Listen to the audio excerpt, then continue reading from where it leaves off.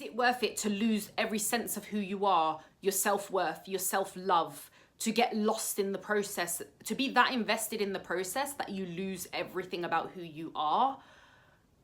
I don't even know if that's worth it. What is up, people? Welcome back or to another video. For those of you who are brand new around here, a very warm welcome. I'm super grateful to have you come and join us. So in this video, we're going to be going over all things IVF. Of course, it is quite a sensitive topic.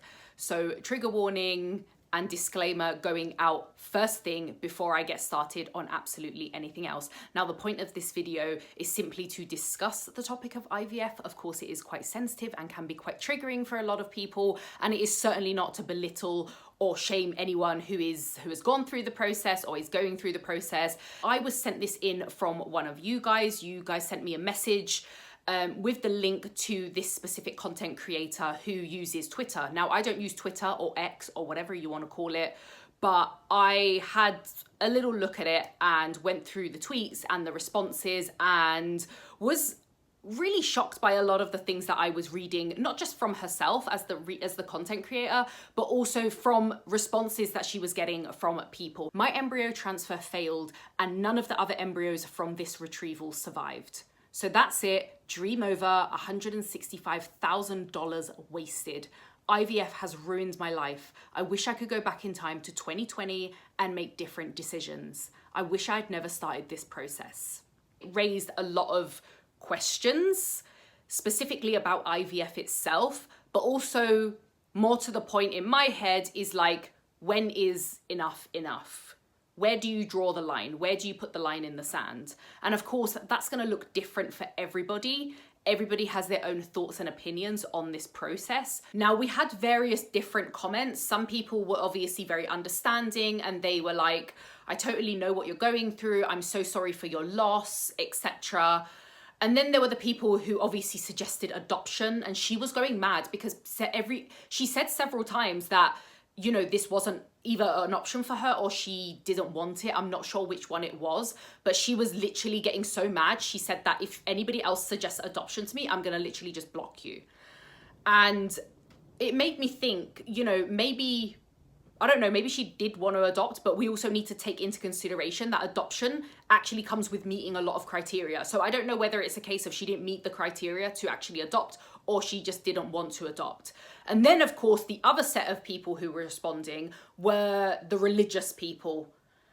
I don't need to tell you how I knew they were religious, but it was people, you know, like, oh, this is what God wants and God this and God that. And one person even said, I'm not even joking with you, one person even said, how do you think the fetuses feel? Like, come on now, who the fuck are these people? Like, come on. I just found some of the comments so unbelievably unhinged, but more to the point, I just felt that she was in such a triggered and emotional state, possibly sharing something so sensitive and something that you're not fully recovered from, if you can even recover from that, but where you're still in such a state of grief, obviously you're going to get a whole shit ton of people giving you their fucking opinion over the internet, because that's what the internet is, and opinions are like assholes. Everyone fucking has one.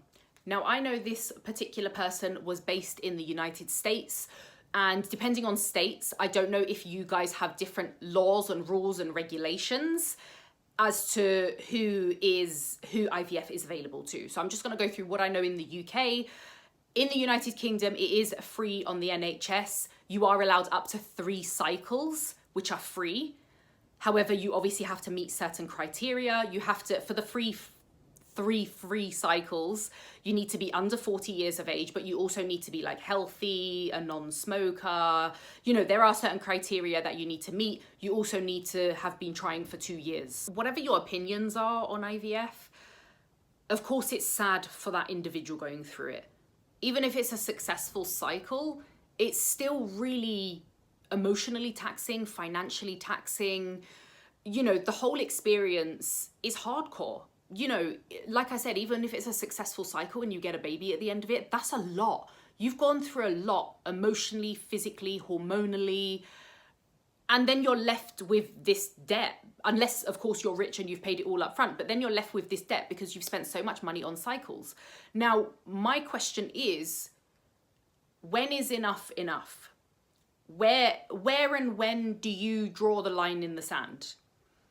When do you get to that point where you're like, this needs to stop because I'm taxed out. Like, I can't deal with the grief anymore. I can't deal with losing the embryos, or, you know, having miscarriages, or the cycle being unsuccessful, or the retrieval being unsuccessful.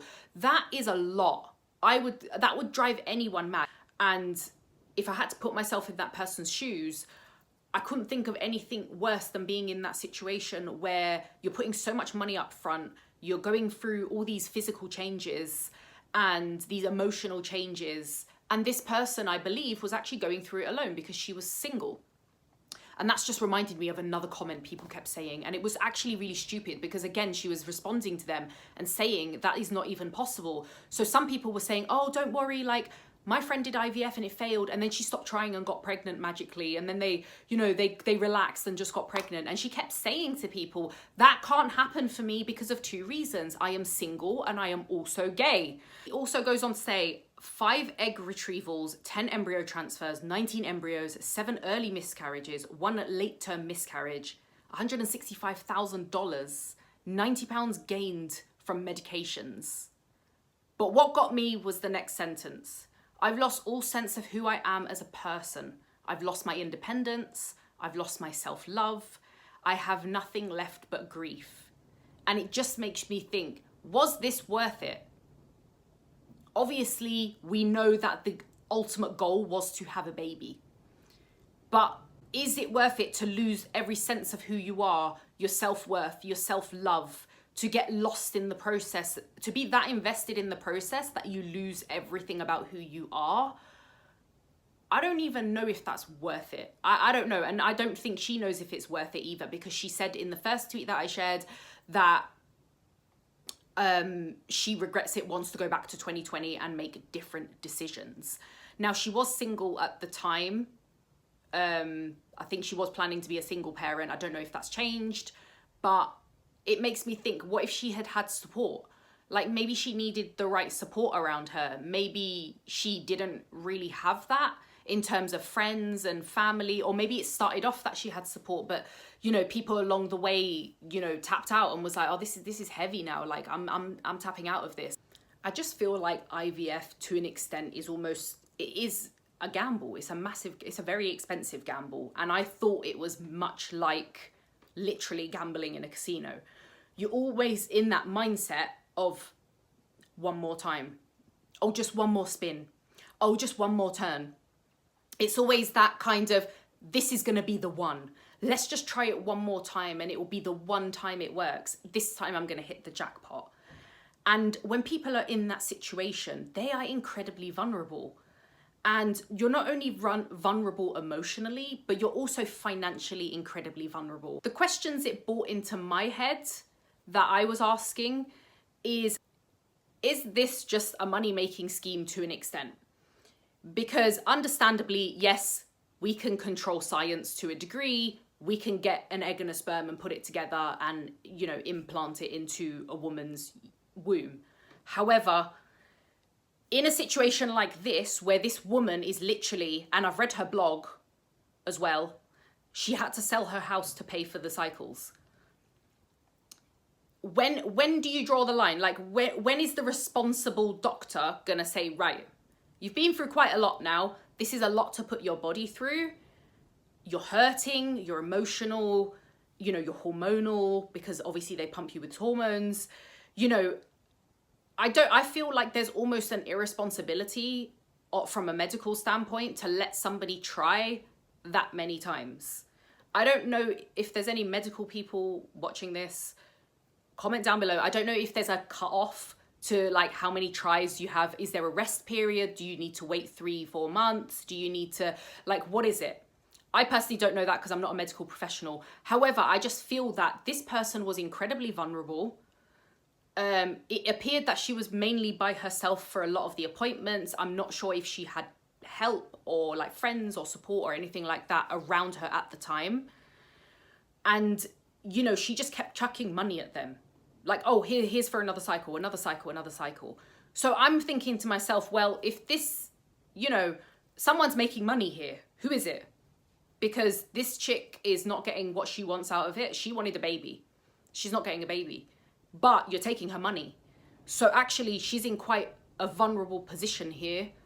And it seems like there's a disconnect between her and the medical team or whoever are responsible for this, who, for me, from my eyes, from where I'm seeing this story, were just loving the fact that she was throwing money at them. Someone else actually made quite an interesting comment about her IVF journey in response to this Twitter thread. And she said, "I feel your pain. I did 2 rounds of IVF. First time, 3 embryo, 1 transfer. Second time, 6 embryos, and none transferred. I also regret it. The drugs they gave me left my body in shatter. It took 5 years to feel better. I wish I was told what would happen to my body. I hope the best for you." What are you guys doing? Like, what are you putting yourselves through? It made me feel so bad for these women who are genuinely like really desperate for a baby and willing to put themselves through that and go through that pain and that discomfort, and then at the end not even know if it's gonna work. That's a massive risk. That's scary to think that you could go through all of that and it won't work. And she said at the end, "I wish I was told what would happen to my body." So again, I don't know where this person's based around the world, but clearly the medical side of things haven't communicated with her properly. They haven't said, maybe they haven't gone in depth with what could go wrong, or, you know, how it really is going to make you feel, or what's going to really happen to your body, or the risks, or anything like that. Maybe it's not in depth enough. Maybe, you know, it's just we're going to do this and that, and then you should end up with this. It just sounds a bit vague. It sounds like some people aren't given the full picture and actually end up being pretty abused in the process. Like, and when I say abused, I mean, you know, you're using this person because she just keeps throwing her money at you. She keeps throwing herself at you and willing to put her body through that journey. And to each their own, it's obviously a personal choice. However, it just seems like it's so taxing in all possible ways. And is there a medical responsibility from that side of things where they sit you down and say, you know, we've done X amount of cycles now, it's not working, these are your options? I don't know if they do that. So I want to hear from you guys, and let me know down below your thoughts and opinions on IVF. Have you maybe got friends, families, work colleagues, anyone that you know who has been through this? How was the experience for you, if you're obviously willing to share? Thank you so much for joining me on this journey. Make sure you hit that subscribe button if you haven't already. Give this video a massive thumbs up, and I will catch you guys in the next video. Peace out.